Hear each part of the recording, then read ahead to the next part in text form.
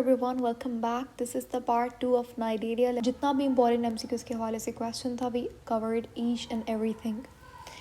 सबसे पहले शुरू करता, नाइडेरिया नाम क्यों दिया गया। मैंने कल भी बताया था, आज दोबारा मेंशन कर देती हूँ कि नाइडेरिया क्योंकि इनके पास स्पेशल स्टिंगिंग सेल्स होता है। ठीक है, इन सेल्स को कहा जाता है नीडोसाइट्स। इन नीडोसाइट्स के अंदर एक कह लो poisonous substance producing sac like structures होते हैं। क्या बोला? पॉइजन प्रोड्यूसिंग सैक की तरह बने हुए कुछ स्ट्रक्चर्स होते हैं जिनके अंदर वो बनता है, वो सब्सटेंस बनता है। इसको हम लोग बोलते हैं नीडोसिस्ट। ठीक है, नीडोसिस्ट सही है। अब ये जो मटेरियल है, ये जो पॉइजन है, ये इसका काम क्या होता है? इसका काम होता है प्रे को किल करना या फिर उसे पैरालाइज करना भी बोल सकते हो आप। ठीक है, क्योंकि हमें पता है सारे के सारे कार्निवोरस प्लांट्स सारे के सारे कार्निवोरस सारे के सारे नाइडेरियंस कार्निवोरस होते हैं। दे ऑल आर कार्निवोरस, याद रखिएगा, सारे के सारे कार्निवोरस होते हैं। तो कार्निवोरस वो होते हैं जो कि दूसरे ऑर्गेनिज्म को मार के फिर खाए। सही है, तो नाइडेरिया पता लग गया क्यों नाम रखा। नाइडेरिया नाम इसलिए रखा क्योंकि इनके पास होते हैं स्टिंगिंग सेल्स। ये सेल्स को नीडोसाइट्स कहते हैं। तो नीडोसाइट्स नाम बेसिकली नाइडेरिया इसीलिए रखा है, नीडोसाइट्स को देखकर। उसके बाद बात आती है सीलेंट्रेटा नाम क्यों रखा। सीलेंट्रेटा हमने इसलिए रखा क्योंकि इसकी सीलोम को, इसकी जो बॉडी कैविटी है उसको सीलेंट्रेटा कहा जाता है। सीलेंट्रेटा या फिर नॉट सीलेंट्रेटा, सीलेंट्रेटा तो नाम है, आई एम सॉरी, यहाँ पे आएगा सीलेंटेरॉन बोला जाता है। ठीक है, सीलेंटेरॉन बोला जाता है, सीलेंट्रॉन भी बोला जाता है, एंटेरॉन भी बोला जाता है। याद रखिएगा, एंटेरॉन वर्ड जहाँ पे भी आ गया, एंटेरॉन का मतलब होता है, जैसे हेपेटिक वर्ड किससे एसोसिएटेड है? लिवर से। तो वैसे ही जो एंटेरॉन वर्ड है ये हम लोग इस्तेमाल करते हैं इंटेस्टाइन के लिए। सही है, सीलेंटेरॉन क्लियर हो गया कि सीलेंट्रेटा क्यों कहते हैं, क्योंकि इनके पास कैविटी होती है। इस कैविटी को हम लोग सीलेंटेरॉन या फिर एंटेरॉन बोलते हैं। इसका एक दूसरा नाम होता है जो मुझे बहुत पसंद है, वो है गैस्ट्रोवैस्कुलर कैविटी। इस नाम से हमें बहुत सारी चीज़ें पता लग जाती हैं, जैसे कि गैस्ट्रो यानी कि इस कैविटी के अंदर डाइजेशन भी होगी, वेस्कुलर यानी कि इसके अंदर ट्रांसपोर्ट फ्लूइड का फ्लो भी होगा, यानी कि सर्कुलेशन भी। देखो, सर्कुलेटरी सिस्टम तो इनके पास होता नहीं है, ना तो इनके पास डाइजेस्टिव सिस्टम होता है, इनके पास ऑर्गन लेवल नहीं होता, इनके पास सिर्फ टिश्यू लेवल होता है। तो इनके पास ना तो सर्कुलेशन है ना तो डाइजेशन है, तो इनके पास दूसरे सेल्स के अंदर कैसे खाना जाता है। तो बेसिकली गैस्ट्रोवेस्कुलर कैविटी रिस्पॉन्सिबल होती है, गैस्ट्रो लिखना है डाइजेशन से, तो इसी कैविटी के अंदर डाइजेशन होती है, फिर उसी डाइजेस्टिव फूड की डिस्ट्रीब्यूशन होती है, जिसे हम लोग सर्कुलेशन बोलेंगे। तो वेस्कुलर लफ्ज़ उससे एसोसिएटेड है। तो गैस्ट्रोवेस्कुलर कैविटी भी एक दूसरा नाम है सीलेंट्रॉन का, इसीलिए इन्हें सीलेंट्रेटा बोला जाता है। सिमेट्री वगैरह मैंने कल सब कुछ बताया था आपको, मैं दोबारा से रिपीट कर देती हूँ। अच्छा जी, सिमेट्री हमें पता है सिमेट्री कैसी होती है। सिमेट्री होती है भाई इनकी, पोरिफेरा क्या था, एसिमेट्रिकल था, सिमेट्री वगैरह कुछ नहीं थी उनके पास, लेकिन इनके पास होती है रेडियल सिमेट्री। ठीक है, नाइडेरिया का जो मेंबर है, नाइडेरिया के जो मेंबर्स होते हैं, इनके पास होती है रेडियल सिमेट्री।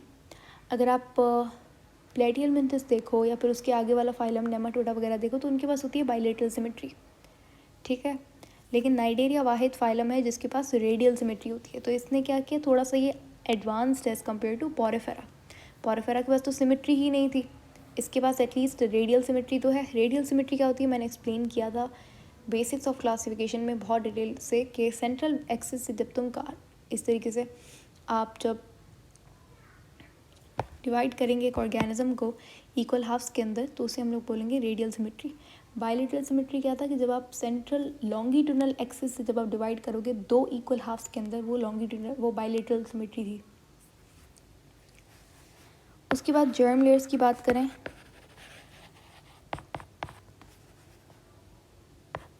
जर्मस लेयर्स में ये डिप्लोब्लास्टिक होता है।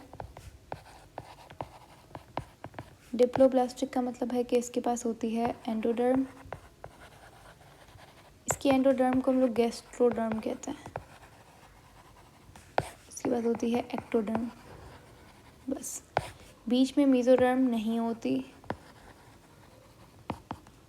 हाँ, इसके पास एक नॉन सेल्यूलर सब्सटेंस होता है जेली लाइक,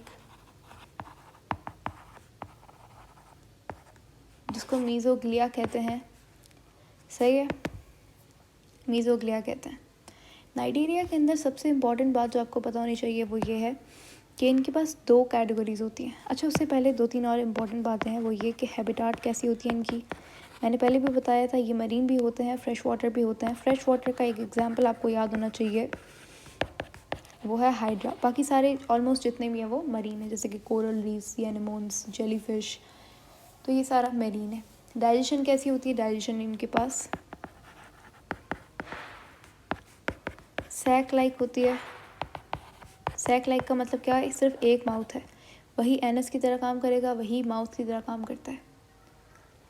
ठीक है। कैरेक्टरिस्टिक फीचर यानी कि इसके अंदर खास बात क्या है जो दूसरे फाइलम्स के अंदर नहीं है, वो है इनका नेमेटोसाइट्स। इनके नीडोसाइट्स हैं। ठीक है, नीडोसाइट्स इनकी एक कैरेक्टरिस्टिक फीचर है। नीडोसाइट को आप नेमेटोसाइट भी बोल सकते हो, एक ही बात है।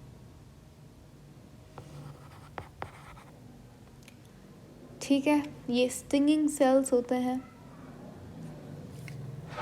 उसके बाद मैंने आपको कल भी एक चीज़ मेंशन किया था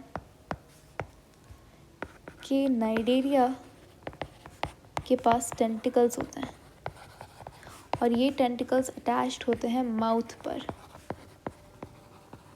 क्योंकि देखो, टेंटिकल्स में क्या होता है? नीडोसाइट्स होते हैं, स्टिंगिंग सेल्स।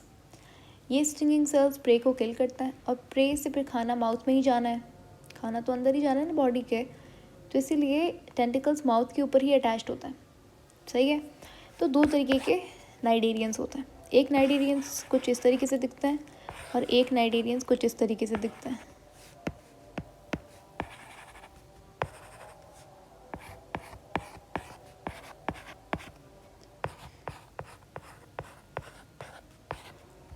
ठीक है, एक नाइजीरियंस का माउथ और उनके जो टेंटिकल्स हैं वो बिलो होते हैं, इनको हम लोग बोलते हैं मेड्यूसा, और जिनके ऊपर होते हैं उनको बोलते हैं पॉलिप।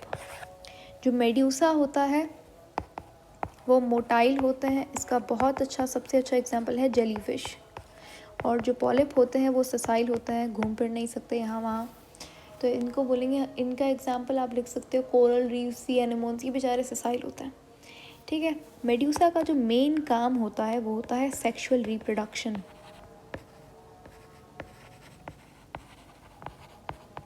ठीक है, सेक्सुअल रिप्रोडक्शन, जबकि पॉलिप का जो मेन काम होता है वो होता है डाइजेशन।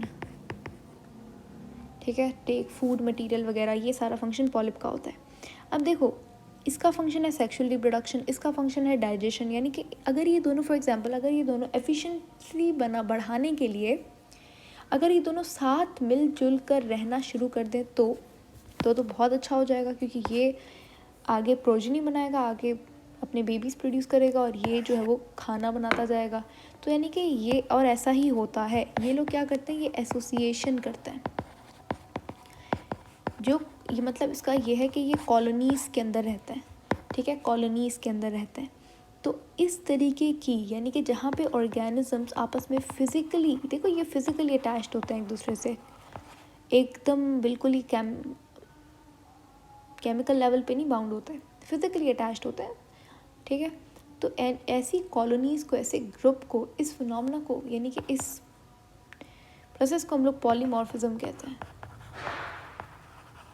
पॉली यानी कि मैनी, डिफरेंट, और मॉर्फिज्म का मतलब है यहाँ पे फिजिकल स्ट्रक्चर। तो ऑफ कोर्स अगर पॉलिप्स और मेड्यूसा साथ में रहने लग जाएगा तो इनकी तो मॉर्फोलॉजी दोनों की बहुत डिफरेंट है, इसके टेंटिकल्स ऊपर, इसके टेंटिकल्स नीचे, तो क्या होगा, डिफरेंट दिखने वाले ऑर्गेनिज्म साथ में रहेंगे, इसीलिए पॉलीमॉर्फिज्म। ठीक है, पॉलीमॉर्फिज्म्स। ये बात क्लियर हो गई है आपकी। उसके बाद जो मेड्यूसा का ऑर्गेनिज्म होता है उसको फ्री स्विमिंग भी बोला जाता है। मैंने शायद ये ऑलरेडी चीज़ बताई थी, नहीं बताई थी, सुन लीजिए कि हमारे पास अगर रिप्रोडक्शन की बात करें तो रिप्रोडक्शन एसेक्सुअल भी होती है और रिप्रोडक्शन सेक्सुअल भी होती है। जो सेक्सुअल रिप्रोडक्शन होगी उसके अंदर हमारे पास एग्जाम्पल आता है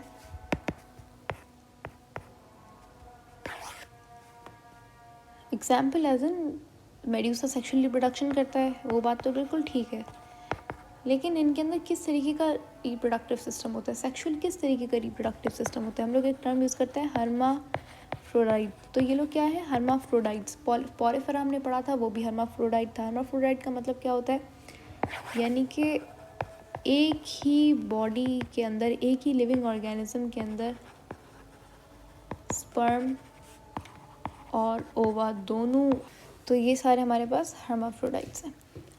तो ये टर्म आपको क्लियर होनी चाहिए। पॉलीमॉर्फिज्म क्या होता है, when different organisms physically attach to each other and provide benefit to each other, तो इसको हम लोग बोलेंगे पॉलीमॉर्फिज्म।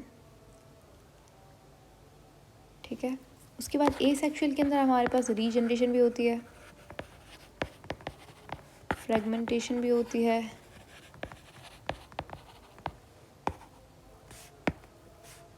ठीक है।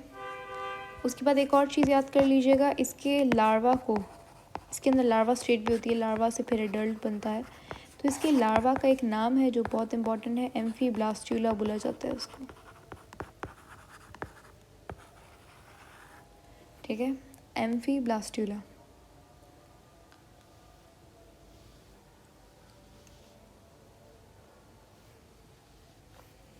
अच्छा, अगर एक्सक्रीशन की बात करें,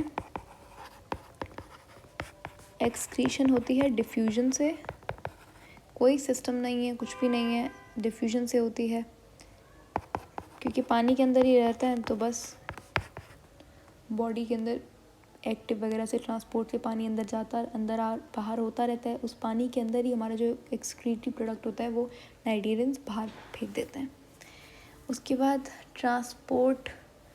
ट्रांसपोर्ट के लिए मैंने बताया था गैस्ट्रोवेस्कुलर कैविटी।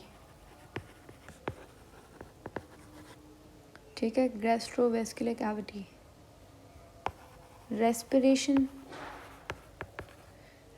के लिए आपको छोटे छोटे सेल्स मिलते हैं एक्टोडर्म और एंडोडर्म में।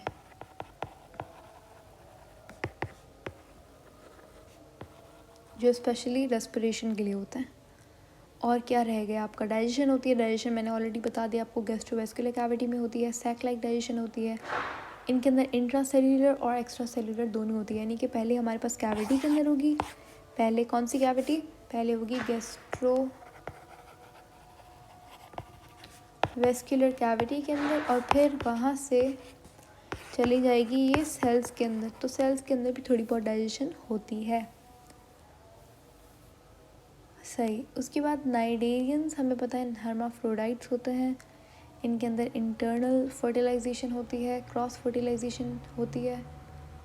सही है। अच्छा, मैंने यहाँ पे नाम बताया था अभी लार्वा का, तो ये नाम थोड़ा सा करेक्ट कर लीजिएगा, ये एम्फीब्लास्टुला नहीं बल्कि प्लेन्यूला है। एम्फीब्लास्टुला मैंने कहाँ लिखा था, हाँ जी, एम्फीब्लास्टुला जो है ये आपको पॉरीफेरा में मिलता है। तो जो इसके अंदर आपको लार्वा मिलता है उसे प्लेन्यूला कहा जाता है। सो ये था नाइडेरिया। इसके अलावा you don't need to do anything else. Cnidaria के अंदर, नाइडेरिया के लिए इतनी इन्फॉर्मेशन मोर देन इनफ है, यानी कि जितनी रिक्वायर्ड है उससे भी थोड़ी सी ज़्यादा इन्फॉर्मेशन है। तो हम लोग अब मिलेंगे अगली वीडियो के अंदर जहाँ पे हम लोग प्लेटियम मिथस को डिस्कस करेंगे। सो या, टेक केयर, बाय बाय।